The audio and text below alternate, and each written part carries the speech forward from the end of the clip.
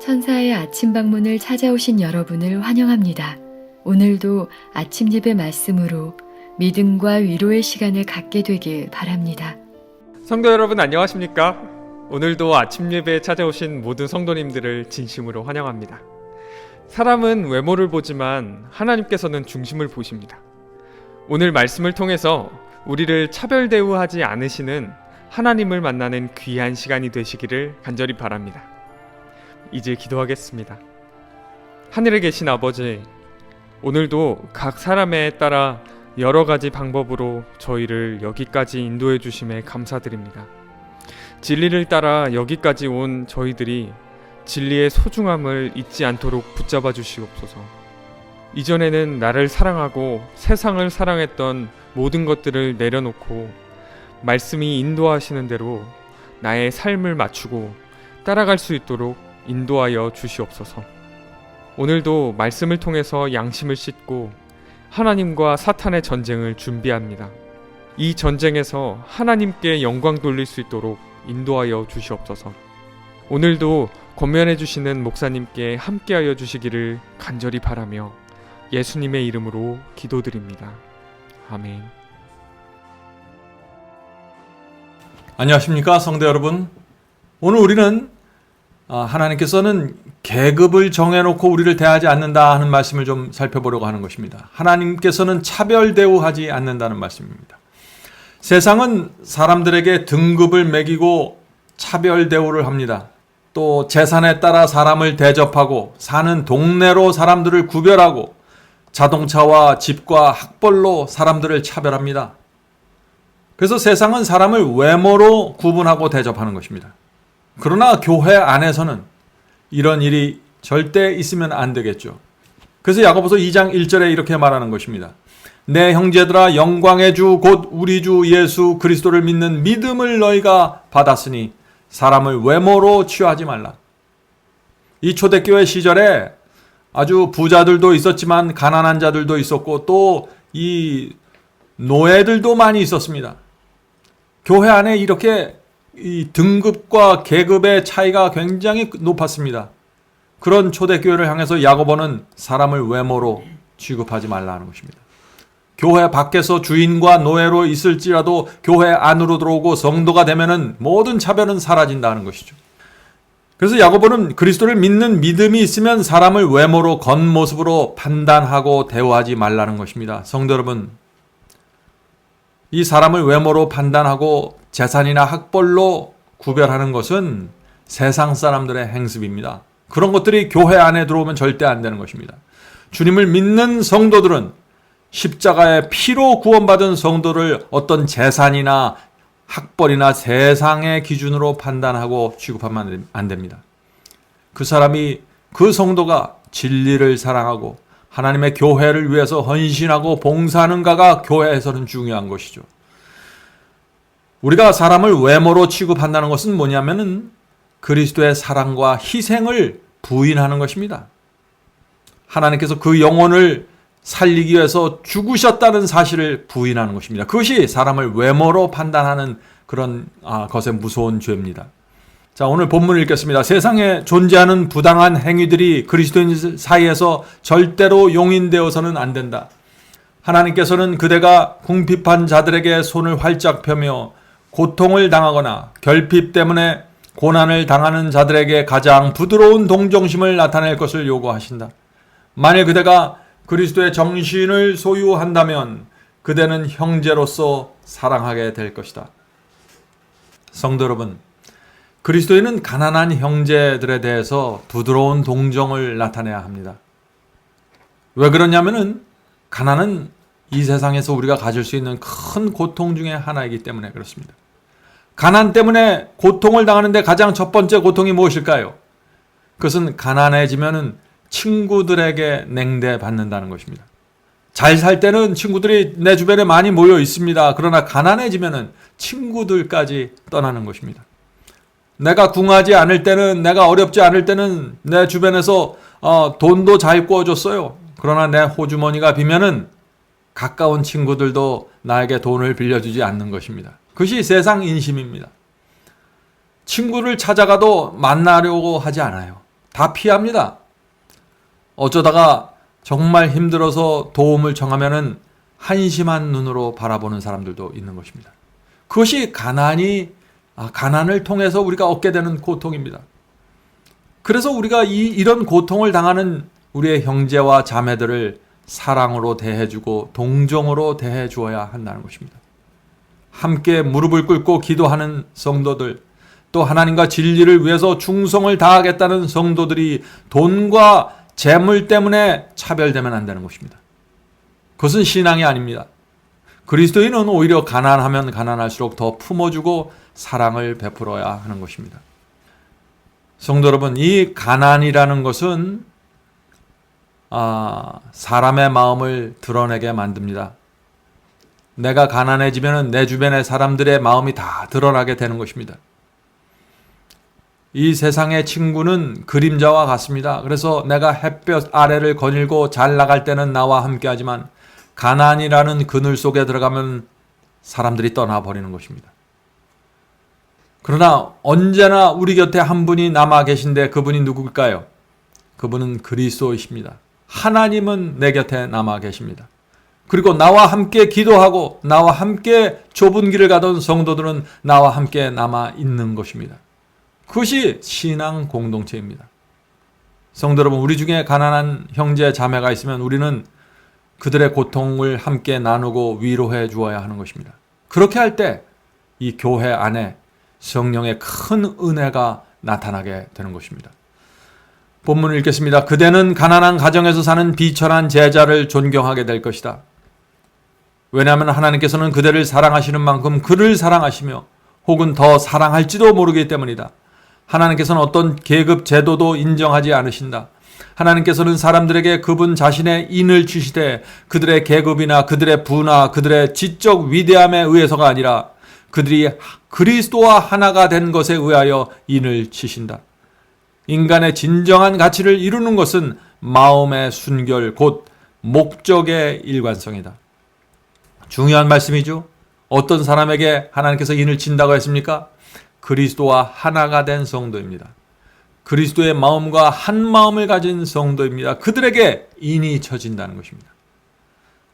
근데 인을 칠 때 하나님께서 가장 중요하게 보는 것이 무엇이라고 했어요? 여기서 마음의 순결함이라고 했습니다. 마음의 순결함. 이 마음의 순결함을 갖고 있는 사람은요, 인생을 하나의 목적을 갖고 살게 됩니다. 목적의 일관성이 있는 것입니다. 상황마다 처신과 방향이 달라지는 것이 아니라 진리로 인도하는 그 좁은 길 하나만을 바라보면서 꾸준하게 걸어갈 때 그 사람의 마음은 순결한 마음이며 하나님께서 그런 사람들에게 당신의 인을 쳐신다는 것입니다. 매일 그리스도와 교통하는 가운데 사는 모든 사람은 그분께서 평가하듯이 사람들을 평가할 것이다. 성도 여러분, 우리가 사람들을 평가할 때 하나님께서 보시는 것처럼 봐야 한다 하는 말씀이죠. 가난하다는 이유 때문에 사람을 무시하거나 차별하는 것은 하나님의 마음이 아닙니다. 그것은 인침받는 성도의 신앙이 아닙니다. 우리는 주변에 있는 가난하고 힘겨운 자들을 조심스럽게 대해야 합니다. 조심스럽게 대해야 하는 것입니다. 왜 그럴까요? 왜냐하면 신앙이 견고하지 않은 사람이 가난해지면은 자기도 모르게 열등감을 갖게 됩니다. 가난을 신앙으로 극복하지 않으면 어떻게 되나요? 부자를 보면서 자꾸 신세를 한탄하게 되고 부자를 향해서 어떤 사람들은 적개심까지 갖게 되는 것입니다. 그것은 가난하기 때문에 생기는 문제입니다. 성도 여러분, 우리는 진리와 하나님을 위해서 사는 성도입니다. 하나님과 사탄의 전쟁에서 하나님의 편에 서 있는 군사들입니다. 그러므로 우리가 비록 가난해졌을지라도 열등감에 빠지면 안 되는 것입니다. 빠질 필요가 없는 것이죠. 부끄러워할 필요도 없는 것입니다. 우리는 우주의 왕 하나님을 섬기고 있기 때문이죠. 우리가 이 세상에 살 때 남들보다 가난해지고 남들보다 부유해지는 이런 모든 것이 우리의 신앙에 영향을 주면 안 되는 것입니다. 왜냐하면 우리는 주님을 믿고 가는 사람이기 때문이죠. 그들은 선한 자와 순결한 자들이 비록 세상의 재물에는 가난하다고 할지라도 존중할 것이다. 욕심과 이기심과 탐욕은 우상 숭배이며 하나님의 불명예를 돌린다. 부드러움과 동정과 자애로움이 그리스도인들에게 요구된다. 성도 여러분, 이 현대 사회는 돈이 모든 것을 해결합니다. 돈이 사람을 세우고 돈이 사람을 넘어뜨립니다. 돈은 그저 단순한 물질이 아니라 인간의 정신과 사상을 지배하는 강력한 힘이 되었습니다. 그래서 예수께서도 돈을 섬기든지 하나님을 섬기든지 둘 중 하나 하라고 말씀하신 것이죠. 두 주인을 섬길 수 없다고 말씀하신 것입니다. 성도 여러분, 그러므로 우리 그리스도인은 돈의 힘으로부터 해방되어야 하는 것입니다. 가난하고 힘없는 사람들을 품어주어야 합니다. 그것이 돈에서 해방된 사람의 모습입니다. 가난한 자들, 힘없는 자들의 친구가 되어주어야 합니다. 특별히 교회 안에서 그렇게 해야 되는 것입니다. 교회는 세상 앞에서 거룩한 우정이 무엇인지를 보여주어야 하는 것입니다. 그렇게 할 때 하나님께서 이 교회를 이 세상에 등대로 세워주시는 것입니다. 본문을 읽겠습니다. 우리는 그리스도 안에 거하셨던 성령께서 우리 안에 거하시게 하기 위하여 모본되신 분을 닮아가려는 연구를 해야 한다. 구주께서는 세상의 높은 자와 영예로운 자들 사이에 있지 않으셨다. 그분께서는 안락과 쾌락을 구하는 자들 사이에서 시간을 보내지 않으셨다. 그분께서는 선을 행하며 다니셨다. 그분의 일은 도움이 필요한 자들을 도와주고 잃어버린 자와 멸망해 가는 자들을 구원하며 죄에 굴복한 자들을 끌어올리며 속박당한 자들의 압제와 멍에를 풀어주며 고통당하는 자들을 고치며 낙담하여 슬퍼하는 자들에게 동정과 위로의 말을 해주는 것이었다. 성도 여러분, 우리가 그리스도를 따라간다는 것은 그리스도께서 나타내신 이런 태도를 따라간다는 것입니다. 이 세상은 가진 자에게 더 주고 없는 자에게는 이미 가진 것도 빼앗아 갑니다. 그것이 세상의 인심입니다. 그래서 세상에서 가난한 사람은 이 절망의 계곡으로 밀려서 떨어지게 되는 것이죠. 그러나 그리스도께서는 그렇지 않으셨습니다. 가난한 자들에게 오히려 더 깊은 관심과 사랑을 나타내셨습니다. 우리도 그렇게 해야 하는 것입니다. 특별히 교회 안에 있는 이 어려운 형제 자매들에 대한 관심과 배려가 필요합니다. 성도 여러분, 이 교회 안에서는요, 부자와 가난한 자가 친구가 될 수 있어야 하는 것입니다. 교회 안에서는 부자와 가난한 자가 서로 대화할 때 주변에서 볼 때 누가 부자이고 누가 가난한지 눈치챌 수 없어야 되는 것입니다. 그것이 신앙 공동체입니다. 성도 여러분, 우리는 가난 속에서 만족과 행복할 수 있는 신앙을 배워야 합니다. 가난하다고 열등감에 빠지는 것, 신앙이 없는 것입니다. 가난을 하나님께서 허락하신 선물로 받아들여야 됩니다. 그렇게 되면 가난이 우리에게 깊은 상처를 주지 않게 되는 것입니다. 성도 여러분, 그리스도인은 하나님께서 허락하신 가시를 품고 산다는 것이 무엇인지 배워야 합니다. 하나님께서 어떤 때는 우리에게 질병이라는 가시를 허락하시고 어떤 때는 가난이라는 가시를 허락하시고 어떤 때는 믿지 않는 남편이라는 가시를 허락하시는 것입니다. 그것을 품고 사는 법을 배우는 것이 신앙입니다. 성도 여러분, 이것이 가시를 품고 사는 신앙의 비결입니다. 계속해서 읽겠습니다. 우리는 이러한 모본을 닮으라는 요청을 받고 있다. 그리스도의 모본을 닮으라는 요청을 받고 있다. 궁핍한 자들을 축복하고 낙담한 자들을 위로하는 가운데 크게 활동하자. 우리가 그리스도의 정신에 참여하면 할수록 우리는 동료 인간들을 위하여 해야 할 일들을 더욱더 많이 보게 될 것이다. 우리는 멸망해가는 영혼들을 위한 사랑으로 충만해질 것이며 하늘왕의 발걸음을 따르는 데서 기쁨을 발견할 것이다. 성도 여러분, 하나님께서는 가난한 사람들 속에 계십니다. 그래서 마태복음 25장 40절에 이런 말씀이 있는 것입니다. 내 형제 중에 지극히 작은 자에게 행한 것이 나에게 행한 것이니라. 성도 여러분, 복음은 가난한 자들을 위해서 주어졌습니다.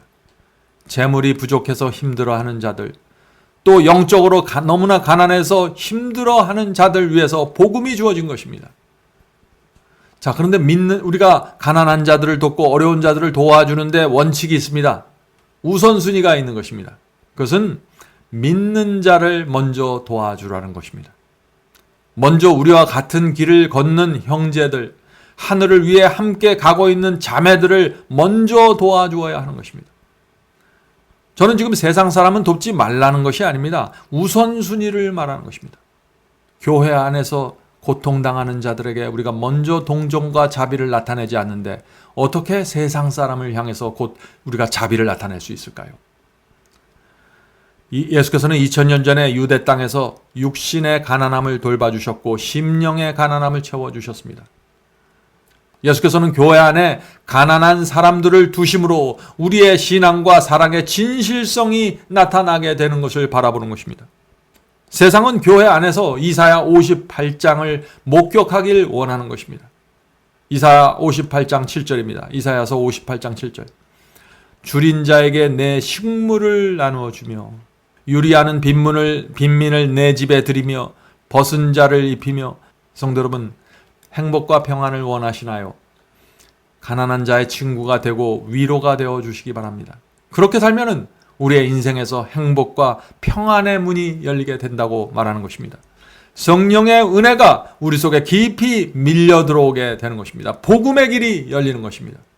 오늘도 하나님께서 가난한 자의 친구가 되도록 우리를 인도해 주실 때 따라가게 되기를 간절히 바랍니다.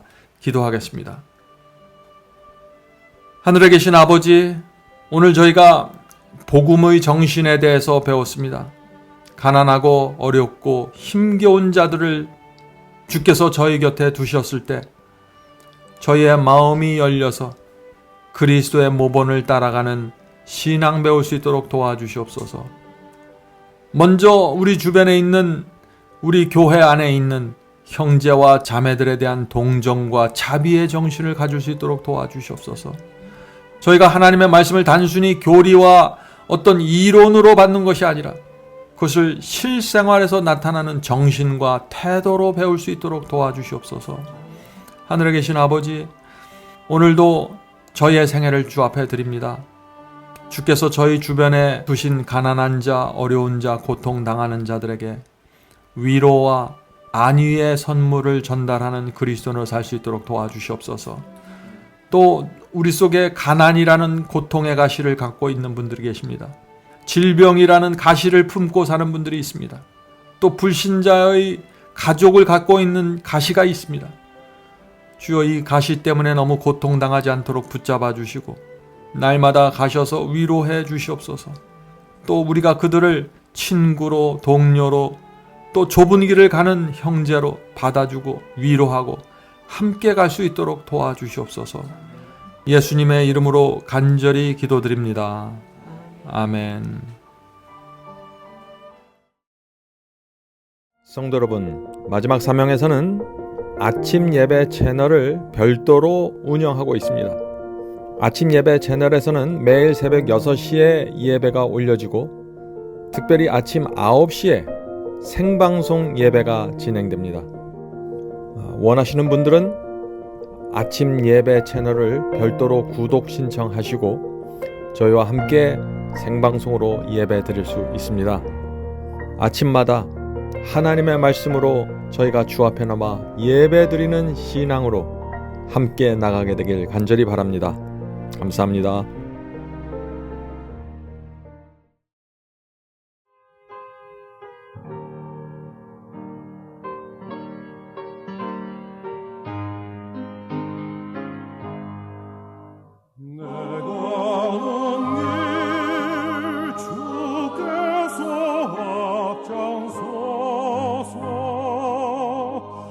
사랑의 손길로 인도